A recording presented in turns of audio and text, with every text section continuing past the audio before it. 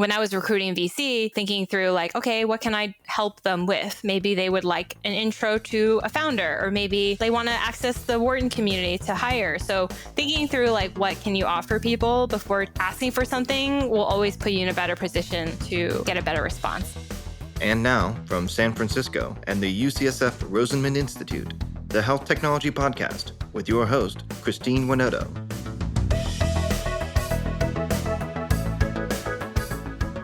Today, I'm thrilled to have Vivien Ho, a dynamic partner at Pear VC, a venture capital firm that invests in early-stage healthcare and life sciences companies.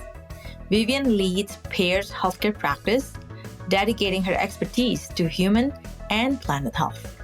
She has founded the Pear's Female Technical Founders Circle and co-hosts the Healthcare Playbook podcast. Vivien's achievement lies in her instrumental role in guiding Pear VC's investment in groundbreaking healthcare startups, shaping the future of healthcare technology. She brings a unique perspective to the table, combining her background in engineering with a deep understanding of healthcare dynamics. Vivien's impact and contributions to the industry are not just about funding. They're about fostering innovation and supporting entrepreneurs in turning their visionary ideas into reality. In our discussion today, we'll explore Vivien's journey, the challenges of investing in healthcare technology, and insights on the future of this vibrant sector. Here's our conversation. Well, Vivien, thanks for joining me today. Thank you so much for having me. It's great to be here.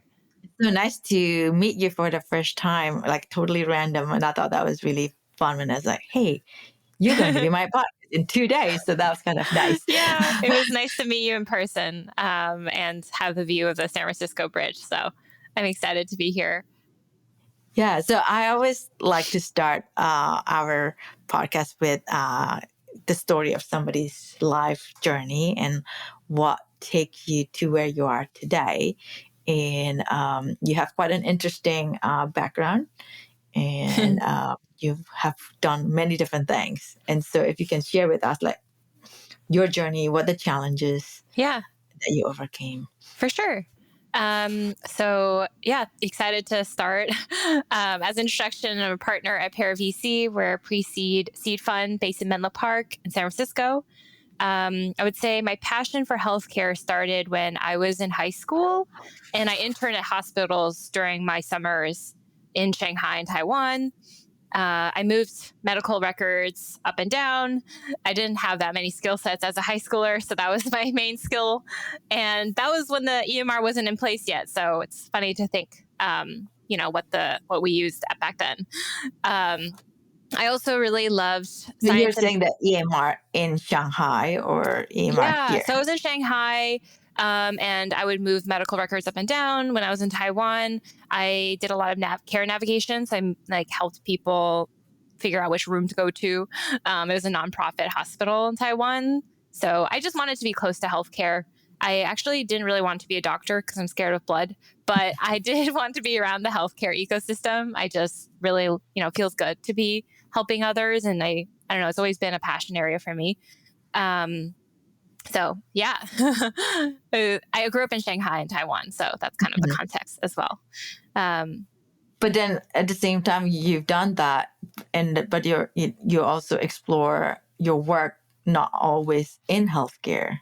Yeah, for sure. So I guess kind of talking about, what happened after high school. So I really loved science and math. So I studied engineering at Northwestern, moved to Chicago. It's very cold. And I started, when I was in college, I actually started my venture career by working with the startup scene in Chicago.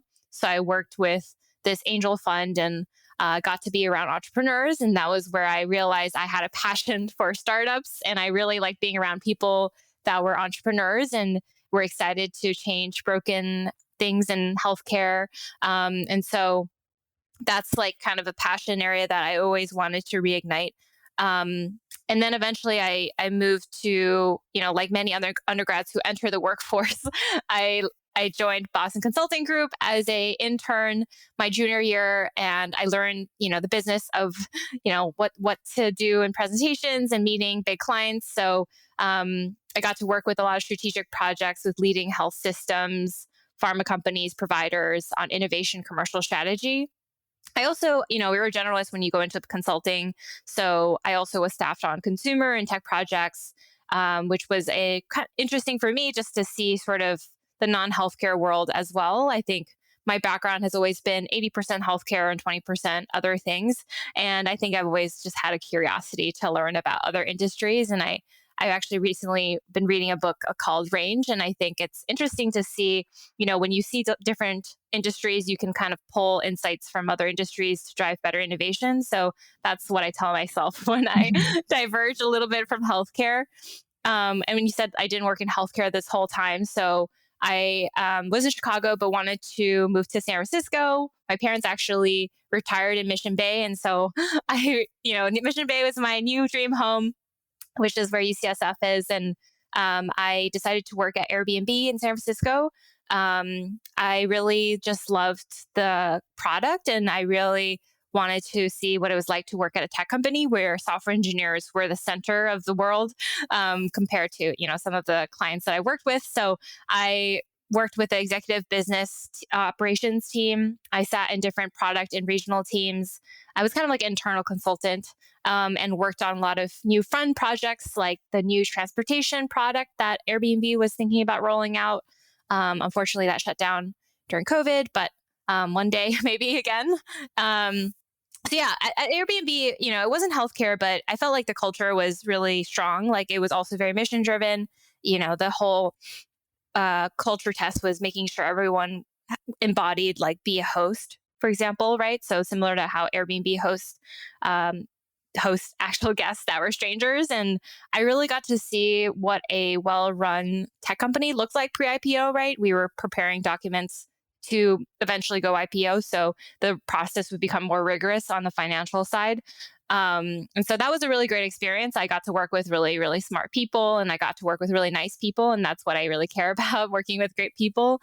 And then I was like, okay, now I've worked at Airbnb, and I saw, what it looks like. I'm from a big company side. I've never really worked at a small company. And so I really wanted to go back to when I was an undergrad working with Chicago startups. I really wanted to work with startups again. And I also being in San Francisco, everyone's like starting a company and everyone's working at a startup. So that was definitely really fun. I know some people think San Francisco is like too much tech, but I actually really like it. And I'm also a very big Mission Bay fan. So if anyone wants to argue Marina or Mission Bay, anyway, so yeah, I went back to healthcare, studied healthcare management at Wharton and healthcare management at Wharton. And then there I met Pear actually my first month of school. So they had a VC fellowship. I signed up, and the rest is history. Mm-hmm. Tell me more about your role now at Pear VC, and tell us a little bit more about Pear VC, Yeah, what their focus and what their mission and for sure. areas of interest. So Pear, we've been around for a decade now, and our mission is to really focus on pre-seed and seed stage and helping entrepreneurs get from 0 to 1 and specifically to Series A. And so we have seeded over a dozen companies in healthcare, including Guardant Health, BizAI, BioAge, iXlayer, Recora, Seven Starling, which you're familiar with, Baylor Labs, and more. And so we've been, we don't only just invest in healthcare. Also, we are a generalist firm. We've, seeded DoorDash and Gusto and Branch, et cetera. So for us, when I joined Pear, we had 11 people, and now we're almost, I think, 27 people. And a lot of our thesis is building the best team to support entrepreneurs. So we have people, I lead our healthcare practice. We have Eddie, who leads our biotech practice. We have 3 partners on AI and enterprise SaaS. And so we're trying to build the best platform for early stage founders, but also we have a talent team, a go-to-market team, a marketing team that is embedded in companies, and we're very collaborative to make sure, whatever it is the company needs at the earliest stages, which is a lot of things, we are there to kind of supplement and be, sort of a co-founder, but we don't incubate companies. We more so just like overextend ourselves to help them. Mm-hmm. And so yeah, we invest super early. Sometimes, when we invest in companies, it's two people, an idea, and a big market, hopefully. And so we're very hands-on, especially in healthcare. A lot of companies have, even if they've worked in healthcare before, the go-to-market is very, very tough. And so getting that first commercial introduction and getting into industry, getting the right advisors, thinking about the right hires, right? You really need to hire the right software engineers, but also the right go-to-market people who have sold to payers or employers or pharma. And because we see so many companies in general, in terms of like as an investor, we can really help with co-developing product strategy, thinking through. Our team has founded 12 companies, a lot of, experiences of just starting your own company. Like there's simple questions that are true across every industry that you have to go through, right? Like how do you incorporate? What equity do you give your first founding engineer? There's like questions that come up all the time, and we hear them so much because we work with companies so early. Like I've seen so many, team changes, and there's always a challenge, right? It's never a smooth road. So I think what we try to do is make sure we can help these first time founders and even second time founders solve those challenges. Yeah, you mentioned earlier on your story about you reading that book about learning from the other industry, Mm-hmm. in terms of that can you bring it to healthcare? What are some of the things that you found that is interesting in the different sector outside healthcare in terms of innovation that healthcare can learn from? Yeah, I think a lot of people are really excited about other trends that other industries have seen where healthcare can also potentially develop, depending on sort of data access and regulation as well. So fintech, for example, had a big boom in the last decade, and a lot of people are excited to see that happen in healthcare because of the new 21st Century Cures Act, as well as new technologies such as AI. What's really great about Pear is that our team is very collaborative. So I am very familiar with healthcare. I understand what payers. It's very complicated. We understand what payers are looking for. What is Medicare? What is FQHC? Like all these terms. But my AI team is on the ground talking to the latest companies building, the latest technology for infrastructure. Like how do you build a proprietary AI model? How do you fine tune your model? What is the latest technology? It changes so quickly. And so what's really awesome is that when we, help our companies, we really kind of bring in the full team, right? Like for example, if it's a healthcare fintech company, our fintech partner, will work really closely with him to say, hey, what have you seen in fintech and what can be applied to healthcare? And obviously healthcare is way harder, right? Like if you think about, how many people are like, oh, we can do Plaid for healthcare. Like it's definitely not as easy. Even if fintech is really tough as well, but Right. healthcare just has its own challenges. And so I think being optimistic that we can see other trends in other industries and where we can apply them, but also knowing that healthcare is very unique and it just has different challenges. And as you mentioned on, like, what make Pear unique, there's a lot of other fund that also have the healthcare, also have the fintech, also have the tech side. Yeah. What separate you from others? I would say we really think about companies at the pre-seed and seed stage, right? So one of my partners had a really interesting analogy. We were like the kindergarten school, first grade teachers for startup building. And you don't really want your kindergarten school teacher teaching you high school, right? Which is like, let's say high school is Series C. Like we're not going to tell you how to scale your company from 10 to 100. We can get you from 0 to 1 to maybe 5. And we'll still be really involved, right? Like we still have a strong relationship with founders after they raise a Series A, B because of the relationship we developed in the early days. But we really try to be focused so that we can be really good at this stage. We raised our fourth fund, $432 million, about 3-4 months ago. And, it's probably one of the largest seed funds. And a lot of it is actually, focused on continuing to invest in the company till IPO. So it's not like all 400 is going to go into the first check, but I would say we're trying to build the biggest platform team for pre-seed and seed. So I don't think there are many other firms. And, obviously there's a lot of firms out there that has a talent team that we do, where we are embedding our talent team in companies, helping them promise hire their first 2 to 3 engineers or whatever it is their need, like product designer or go-to-market person. So I think we're thinking through like, how do we build the best platform for early stage founders? Whereas I would say, for some other firms, maybe it's more multi-stage, or for some other firms, maybe it's, more specifically focused on one industry. And we think there's a lot of power in having to see a lot of different industries. And also I think a lot of it comes down to the work that we do with founders, right? Like, I can only work with so many companies at a time. During our Pear VC program, we meet with our companies every single week for 14 weeks straight. And I had 3 companies in healthcare, and that was already like taking up most of my time. So I would say it's also kind of the degree of support we want to give is a little bit of a differentiator. But obviously, there are a lot of great firms out there, and I think we need more capital in healthcare. So I'm very welcome for more players. This podcast is sponsored by Brown Rudnick's Global Life Sciences Group, a team of legal professionals that help life science companies, lenders, and investors around the world turn good science into good business. Learn more at brownrudnick.com. This podcast is also sponsored by Canon Quality Group. Canon Quality Group has been helping medtech startups set up quality management systems for over 10 years. If you're unsure when to get started with quality management in your startup, turn to the experts at canonqualitygroup.com. So being in the pre-seed and seed, I mean, a lot of the work that we do is supporting a lot of the early stage companies, startups, and I can totally resonate when I hear, what your focus and the importance of your role. If you can share with us, like, how do you usually, what are the things that you see that result in a success in getting funding from you? What are the things that the founders do to gain your trust and gain your interest, and then later on get you to write the check? What are some of the paths like? Yeah. We're very community focused. So we host like 150 events a year. And I think the reason is because we like to get to know founders over a longer period of time.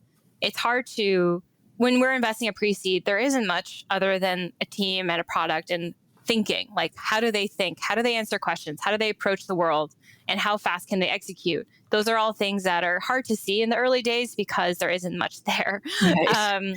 And so I would say, get to know us early. When you're ideating, come reach out to us, come to our events, get to know our founders, join our community, because I think the best way to help us get more comfortable with investing in companies really early is to share sort of a relationship that's been, it's a long-term relationship. Once we invest, it's 7 years or more. And so I think it's helpful to get to know people earlier. I would say in healthcare, what we look for is investing, obviously, in an exceptional team. That's what most investors look for, but also like interdisciplinary teams. So we like an intersection of both a software background, but also a healthcare go-to-market background or a clinician background, right? Even if it's not a clinician inside the co-founding team, it can be an advisor, just like knowing that they have worked in a healthcare setting before. Because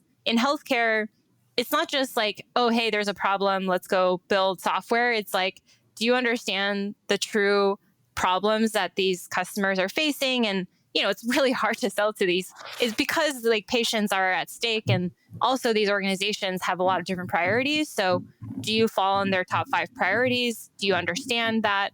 And so a lot of it is like, okay, we really love you, but do you have the right team? Do you have the understanding? So it's like kind of the founder market fit. And then also like, are you solving a problem that's hair on fire problem? So sometimes it's a really good team in a not so great market or a small market. And there's a saying that a good team in a bad market is like, that doesn't exist. It fails. And then in a good team in a good market is where, we see opportunity, and a bad team in a good market also potentially wouldn't work out as well. So I think you have to have both.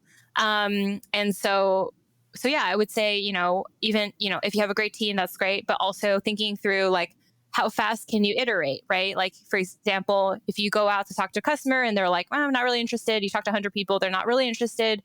or there's some issues. For example, maybe the go-to-market is not just sustainable, or your gross margins are not, sustainable for venture. How fast do you iterate and change, and how open to feedback are you, right? I think we like to work with founders that want to partner, right? We want to have conversations and talk. We can have different opinions, but open to feedback. And so a lot of this is understood through like relationship building, and so that's sort of like, generally speaking, we'd love to meet founders as early as possible. Yeah. And I think there's also market change. Sometimes it's beyond our control. And like you're saying, something can be a good market and then become a bad market. I don't know how often it's the other way around. I mean, I think when you say good market, bad market, I guess you could say like 2021 was a good market, but at the same time, is like a lot of cash a good market for, sometimes too much money can distract founders from being like really focused. And so we're actually of the opinion that it is definitely a little bit, there's there's a lot of companies that are shutting down, and it's definitely like a big toll for us. And it's not just our companies, it's the entire industry. But I think it's also a good time to start something new. Right. Because you are aware of all the constraints, right? It's like, oh, we have to make money. We have to have great margins. Like, those are fundamentally good business decisions. It's just it wasn't as important in the past. Yeah. And I think what I'm trying to say also is not just the market as in terms of economics market, but I think sometimes when you're going in thinking this is a problem, and then there's a new innovation that maybe you did not recognize, and then it comes to the market and then make what you're trying to solve no longer irrelevant, or the other way around, and because of new policy. And how do you encourage founders to always be aware on that's not within their control? Healthcare is definitely challenging. There's always an obstacle and always a policy change or something like that. I think, it's really resilience and grit. You have to, there's always going to be something thrown at you. If you look at, like, think about Airbnb, right? Like, every day it'd be like, oh, Hawaii is banning Airbnbs, or it's still happening, right? They have a huge policy team. So I think I don't think any of these large companies have it easy, right? I don't think Uber started out as an easy company. There are always challenges of, things you can't control. And so I would say that, you just have to react quickly and be resilient. And, a lot of being a founder is having resiliency in your mind, and mental health is really important. And, kind of having that's the part that's hard to measure in a founder, right? It's like, how do you measure EQ? Like, how do you measure growth mindset? But yeah, I mean, a lot of times as a investor, when we talk to our founders all the time, it's really just kind of supporting them and working through these obstacles together, and being optimistic. I mean, we are in the camp of being super optimistic. We, meet companies all the time who want to disrupt big industries, and we are excited. So I think, we just have to kind of keep that resiliency and be optimistic. It's interesting. I was just reading an article, I think it was today. Somebody interviewed the founder CEO of NVIDIA, and he was asked, like, well, if you were now 25 years old or 30 when he started the company, would you start a company? And he said, no way. And I think it's because it's challenging, it's hard, and you need to really be passionate about solving the problem for whatever bigger reason, because I think only the crazy start a company. I think that's what he was trying to say. Yeah, especially in healthcare, right? The very crazy start healthcare companies. But yeah, it's such a big industry. It's so broken. So I'm always, excited to see someone try to fix it. As a patient myself, it's even like, I'm like surprised how bad the healthcare system is sometimes. So I think there's so much opportunity. I think it's definitely, I felt I'm in the camps that, well, thank goodness there's all these innovators who's trying to solve the problem. And they're brave enough to do that for the bigger population. One of the things that you see a lot of, like you were saying earlier, when you're a seed company, is about building the relationship. And what are the common pitfalls that you see company that did not make it? I guess building a relationship is also something that people need to learn how to. Do you have any tips on, what are the framework for you to build a relationship? I would say, regardless of whether the founder is naturally strong at selling or building relationships, I mean, hopefully the CEO's job is to hire teams, sell the species, sell to customers, right? That's sort of an inherent skill that we look for. But in healthcare, it's a different muscle. A lot of it is like, have you been in the space before? Do you have people on your team that have sold to these players before, right? I think if you don't have that background, I would look to surround yourself with those people. As a good CEO would do, they would surround themselves with people who are smarter than them in specific areas, right? And as a company grows, your goal as a CEO is to bring in someone who's even more senior than you, who knows the space better than you. That's I would say like a gold standard of a really strong company to attract the right talent. But if you're starting out from scratch, you don't have budget to bring on these expensive people, I would think about building advisors around you and angel investors, advisors, or just like clinicians that, I know a lot of very entrepreneurial clinicians who want to make a difference in healthcare. And depending on who you sell to, right? If you're selling to providers, having a clinician on board is really important, right? So one of our companies, Abstractive, has the CIO of Cornell Weil is their advisor. And that's been really helpful to build academic research on generative AI in healthcare, but also sell into health systems. I also have 2 MD MBA fellows who help me understand the doctor side, right? Because there are some things that you just don't understand if you aren't a doctor.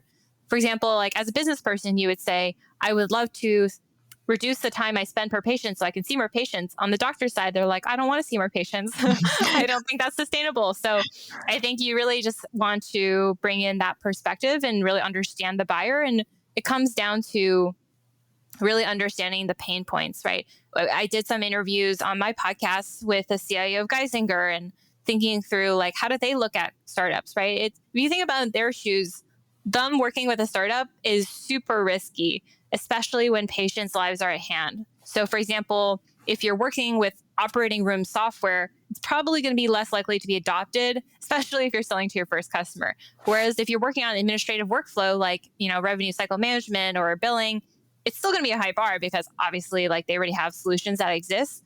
But I think the bar is a lot lower, or the bar is it's less risky to work with a startup. So thinking through like, it's not just like I have a product, operating room software, and I'm going to go sell it and like go knock on doors. But it's like, is this something that people actually want to use? And is this something that people are willing to risk? Right. And so I think, it's a mix of understanding what the customers are saying.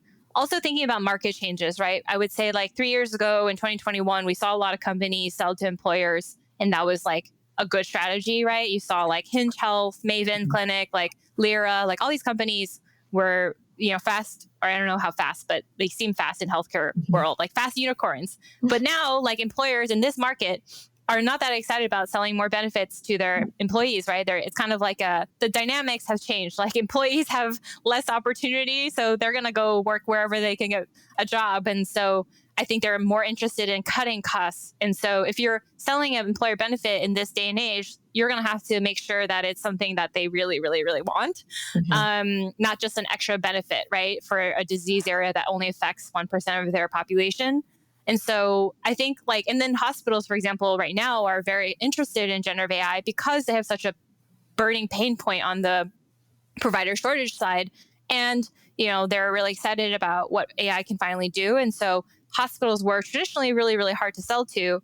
But now they seem to be more interested. And I'm not saying it's going to be overnight easy because they're still working with patients, still working with clinicians. But I think there's changing dynamics on the customer side. So thinking through thoughtfully, when you're building a company, which customer is going to be the right strategy. Because if your end goal is to serve diabetes patients, you can serve them through many different angles, right? You can serve them to employers, you can serve them through payers, you can serve them through providers, you can serve them even through pharma if you develop new drugs. And so what is the right strategy is a lot of what kind of differentiates founders from what's really great and what's not. Like, there's a lot of founders building the same thing and they have different go-to-market strategies, and you kind of see some have been more successful, some have not been as successful.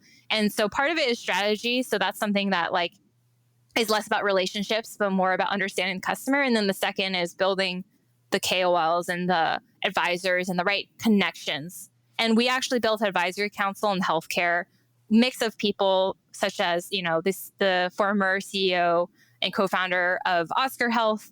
He has a lot of startup experience, but we also have, folks from Northwell and HCA and Common Spirit and Advocate Aurora to bring in the hospital perspective. And it's not like, you make an intro and it's going to happen right overnight. Right. It's like all these little efforts end up getting you to your first pilot. And then it's up to you to deliver on that pilot, right? To deliver on the ROI and measure ROI. Mm-hmm. And then use that pilot, hopefully, to convert to a bigger customer. And then it's like a flywheel. But I think, it doesn't end there. Like, if you get a pilot, right, it can easily if you don't deliver, then it's the same as any other industry, right? It's not just healthcare. Like, you have to get customer love we always say focus on a few customers. It doesn't have to be 50 customers. It can be 5 customers. It can be 1 customer, depending on how big it is. And make sure they love your product. And that's the de-risking of the pre-seed. And then the next stage is okay, how do you get to 5 people?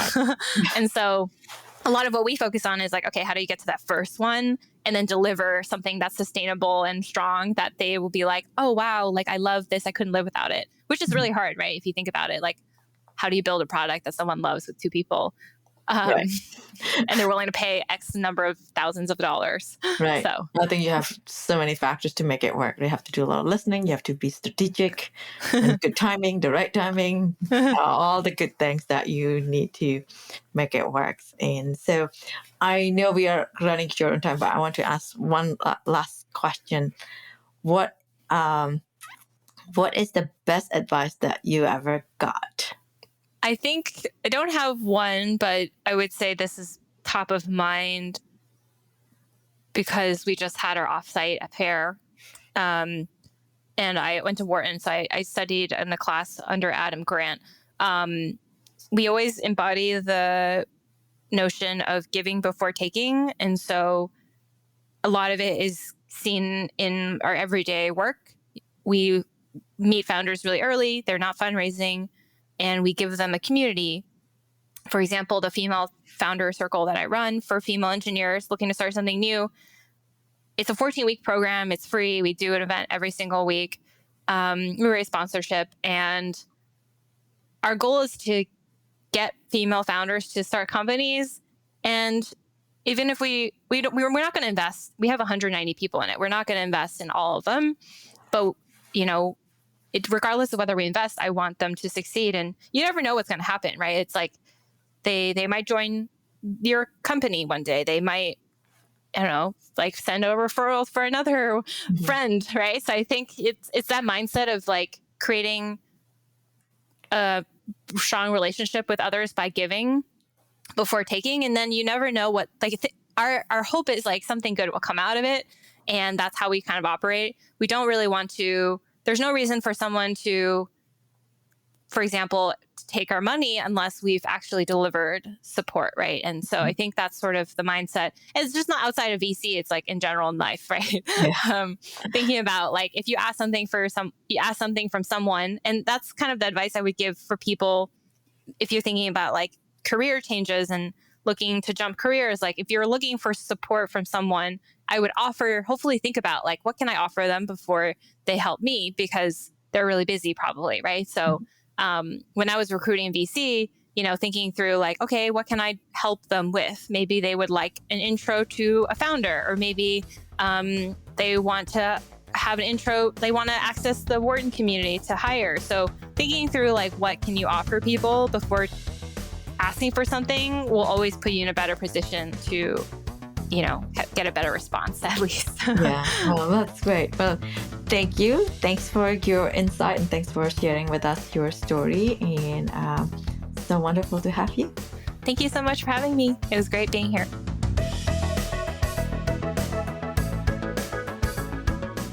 Thank you for listening to another episode of the Health Technology Podcast. We want to thank our executive producer, Herminio Neto, and our podcast engineer, Andrew Rojek. If you enjoyed this podcast, be sure to subscribe and leave a review. The Health Technology Podcast is available on all major platforms.